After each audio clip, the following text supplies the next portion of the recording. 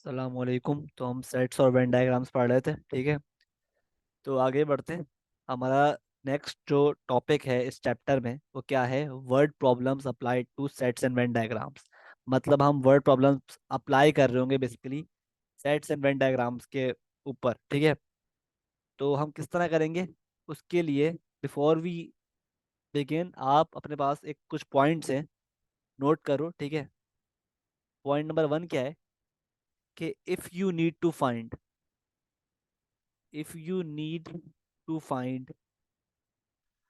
the least possible value, the least possible value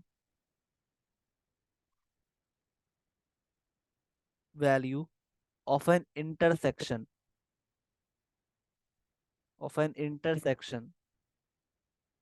you will consider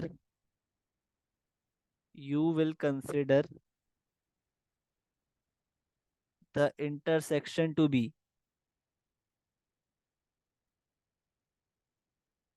x, and and in this situation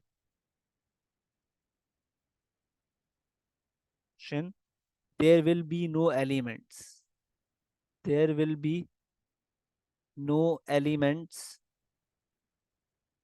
in neither of the sets।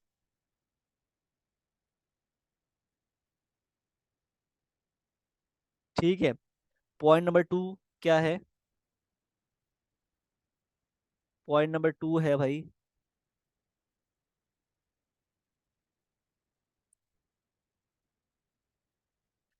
कि if you need to find the maximum possible the max possible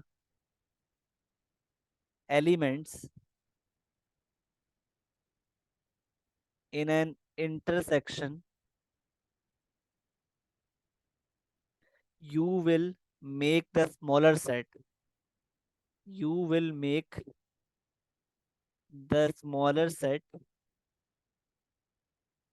set the subset of the larger set। सही है। तो अगर तो आपके पास, आपको find करना है least possible value of N intersection, तो आप ये काम कर रहे होंगे।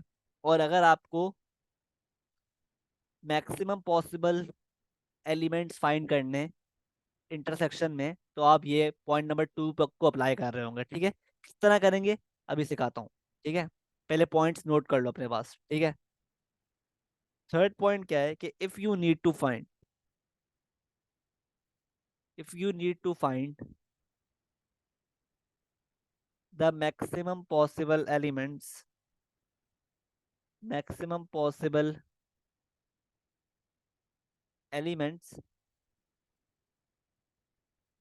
in neither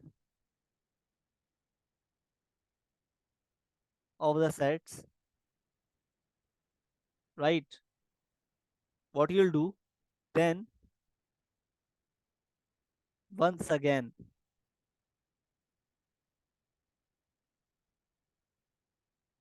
you will make the smaller set the subset of the larger set। ठीक है। तो ये पॉइंट्स बेसिकली हम अप्लाई कर रहे होंगे on word problems applied two sets and Venn diagrams. ठीक है, किस तरह करते हैं, लेट्स सी। अच्छा, अब ये सवाल देखो, इसमें आपसे कहता है कि in a class of 25 students 12 students brought apple and 18 students brought oranges on a fruit day. Find, part 1 में क्या कह रहा है? पार्ट 1 में आपसे कह रहा है smallest possible number of students who brought both apples and oranges. ठीक है। तो देखो हमें क्या करना है, इसको सॉल्व करने के लिए through sets and Venn diagram हम क्या करेंगे, हम बनाएंगे एक वेन डायग्राम।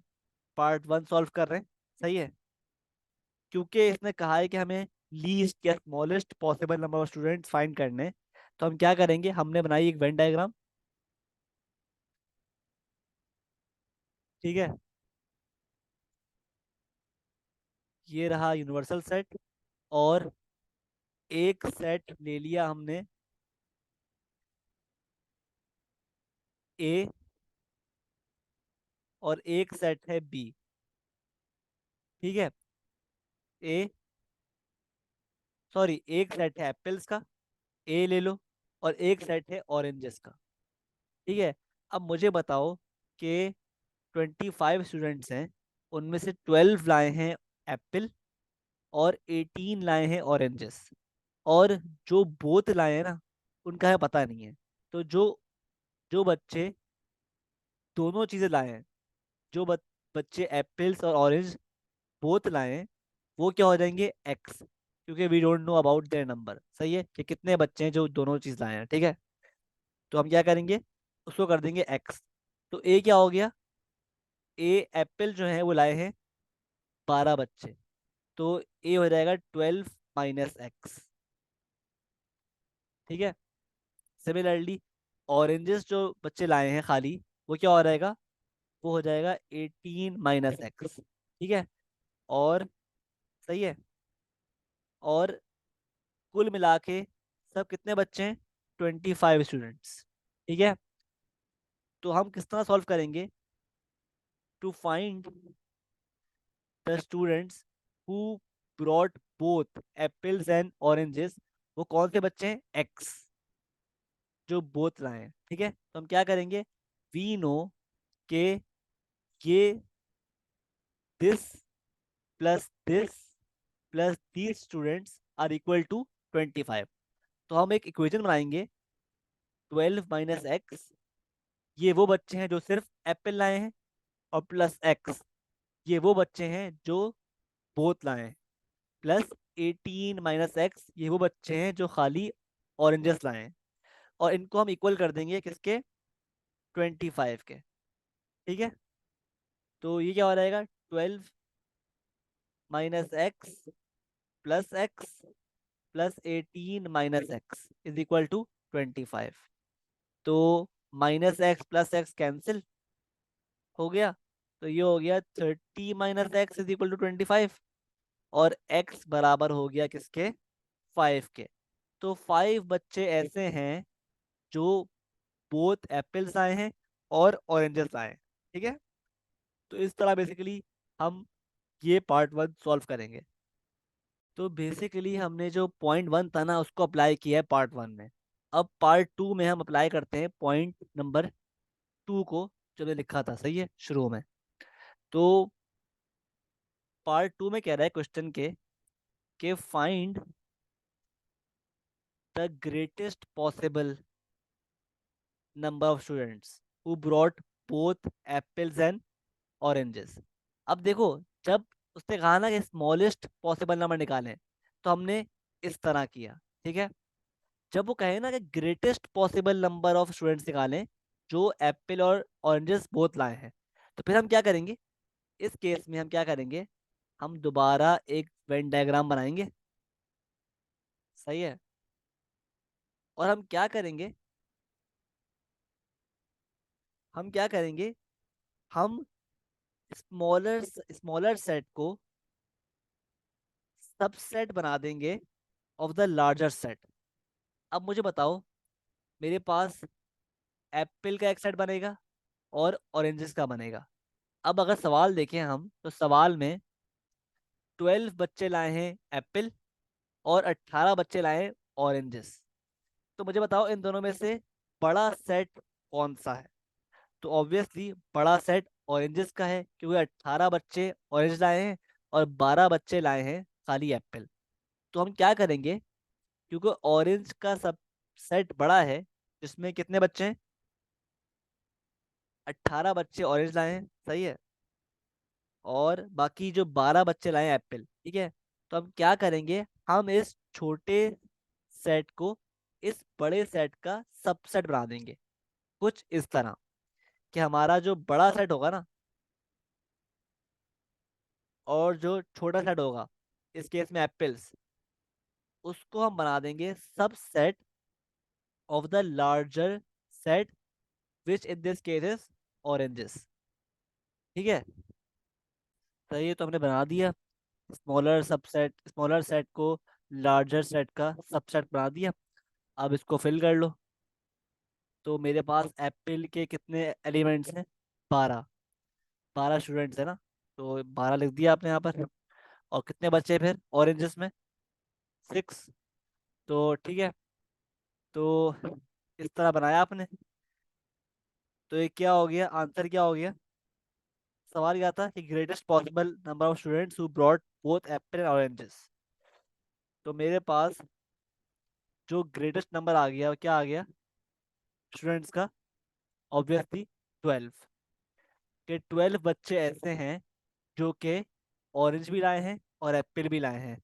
और 6 बच्चे ऐसे हैं जो सिर्फ और सिर्फ क्या लाए हैं? ऑरेंजेस। ठीक है, तो इसका आंसर क्या हो गया? 12। ठीक है, moving on to part number 3 of the same question. Part 3 कहता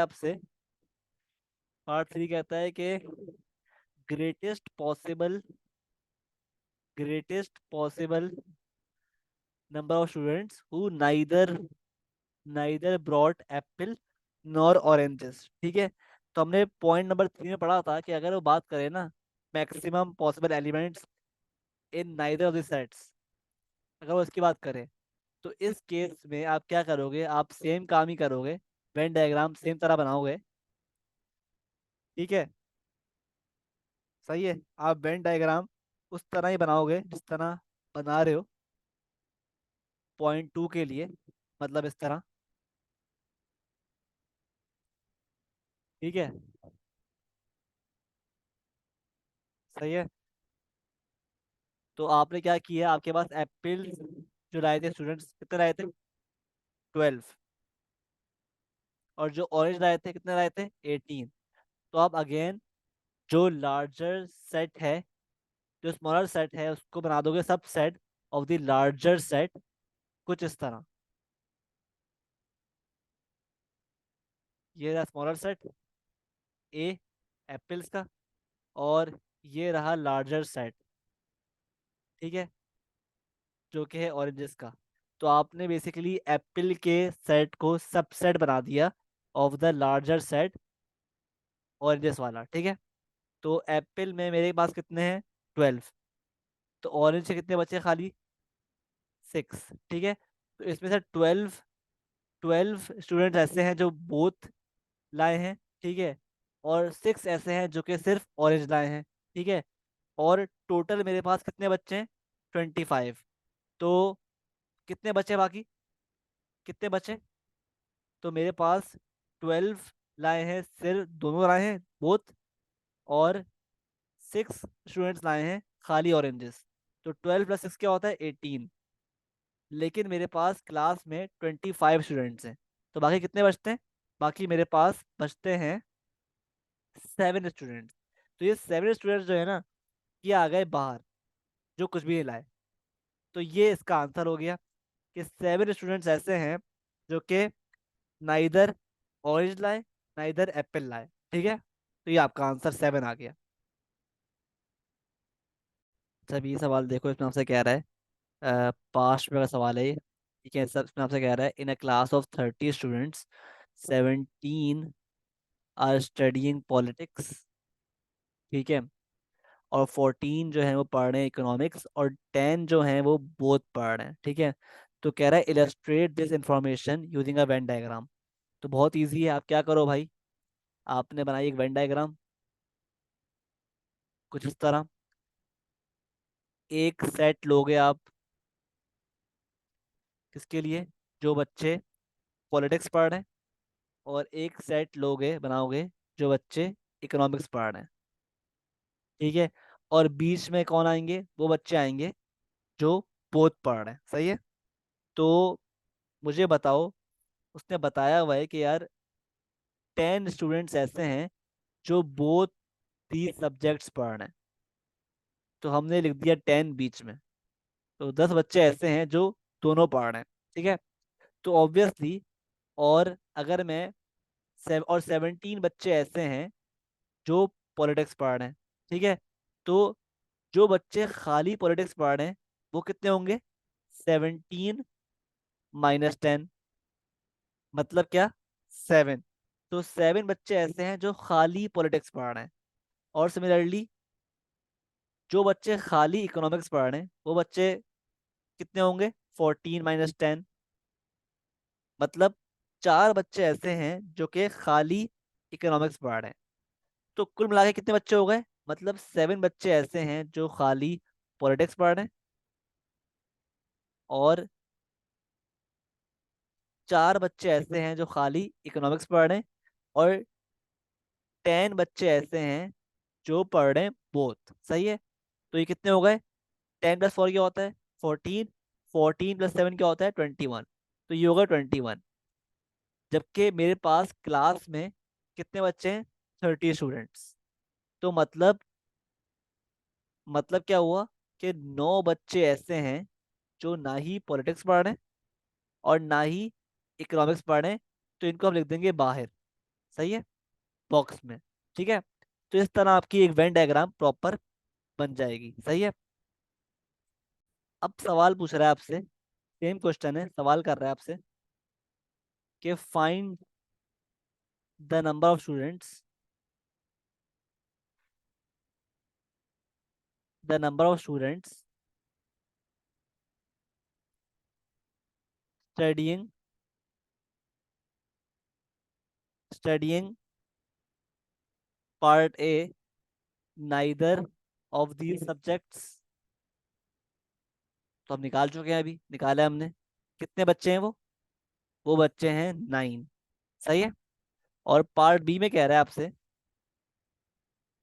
कि find the number of students studying exactly one of these subject, exactly one of these subjects.